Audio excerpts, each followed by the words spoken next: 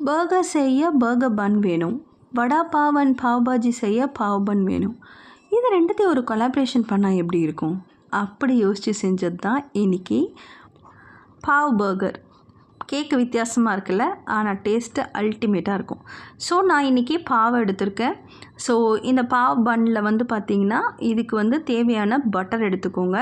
And நான் வந்து 2 பேட்டி செஞ்சு எடுத்திருக்கேன். ஸோ பேட்டி வந்து கடையில் வெஜ் பேட்டி வாங்கியிருக்கேன். இன்கேஸ் நம்ம வீட்டிலே பேட்டி பண்ணுறதா இருந்தாலும் பண்ணலாம். நான்வெஜ் பேட்டி கூட நீங்கள் போடலாம். பட் நான் வெஜ் பேட்டி வந்து எடுத்திருக்கேன். ஸோ இதை வந்து இந்த பன்னை நல்லா ஸ்லைஸ் பண்ணி எடுத்துக்கோங்க, 2ஆக கட் பண்ணி எடுத்துக்கோங்க. இப்போது இதில் லைட்டாக ஆயில் போட்டு இந்த பாவ் வந்து என்ன பண்ணணும்னா அந்த பாவ் பன்ஸை கொஞ்சம் இந்த மாதிரி கட் பண்ணி டோஸ்ட் பண்ணிக்கோங்க. எப்படி டோஸ்ட் பண்ண போகிறேன் அப்படின்னா, லைட்டாக ஆயில் வந்து கீழே பேஸுக்கு போட்டிருக்கேன். மேலே வந்து பார்த்திங்கன்னா பட்டரை வந்து நல்லா இந்த மாதிரி ஸ்ப்ரெட் பண்ணிக்கோங்க. ஸ்ப்ரெட் பண்ணி நல்லா 2 பக்கமும் இப்படி டோஸ்ட் பண்ணிட்டீங்க அப்படின்னா ரொம்ப அழகாக டோஸ்ட் ஆகி வந்துடும். இப்போது இதுக்கு வந்து என்ன பண்ணுறேன்னா ஒரு 2 எக்ஸ் எடுத்திருக்கேன். 2 எக்ஸுமே வந்து பார்த்திங்கன்னா நான் சில்லி ஃப்ளேக்ஸ் மட்டும்தான் இன்றைக்கி இதுக்கு ஃப்ளேவருக்கு ஆட் பண்ண போகிறேன். இன்கேஸ் உங்கள்கிட்ட ஃப்ளேக்ஸ் இல்லைனா லைட்டாக சில்லி பவுடர் போட்டுக்கோங்க. பட் ஃப்ளேக்ஸ் வந்து ரொம்ப பார்க்கவும் நல்லாயிருக்கும்.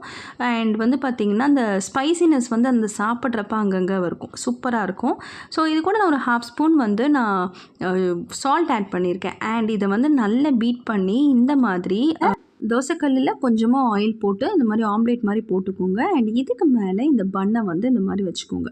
வச்சுட்டு நல்லா வந்து இந்த 2 சைடும் வந்து இந்த ஆயிலே வந்து பார்த்திங்கன்னா இந்த பன்னோடு சேர்ந்து இந்த எக் வந்து நல்லா பாயில் ஆகும். பாயில் ஆனதுக்கப்புறமா இந்த எக்ஸ் எல்லாம் இந்த ஓரங்கள்லாம் சைட்லேருந்து எடுத்து வச்சுக்கோங்க. அண்ட் இதுக்கப்புறம் இதுக்கு மேலே நான் 2 வெஜ் பேட்டி எடுத்திருக்கேன். ஸோ அந்த பேட்டியை வந்து வச்சுட்டு பர்கர் மாதிரியே தான் என்னென்னா அடிஷ்னலாக நம்ம வந்து இந்த எக்கில் பண்ணுறோம். அண்ட் இந்த பாவ் பன்னில் செய்கிறதுனால ரொம்ப டேஸ்ட்டாக இருக்கும். ஸோ இதுக்கு மேலே கொஞ்சமாக சாஸ் போட்டு இந்த ப்ரெட்டை மேலே வச்சுருங்க. அவ்வளோதான். தட் இஸ் இந்த பாவ் பன்னை மேலே வச்சுருங்க.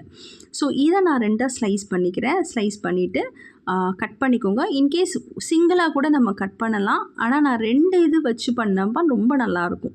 பாருங்கள், இந்த மாதிரி எடுத்துக்கோங்க. இதுக்கு மேலே டெக்கரேஷனுக்கு கொஞ்சமாக கொத்தமல்லி தூவிக்கோங்க. அவ்வளோதாங்க. செம்ம டேஸ்ட்டாக இருக்குங்க.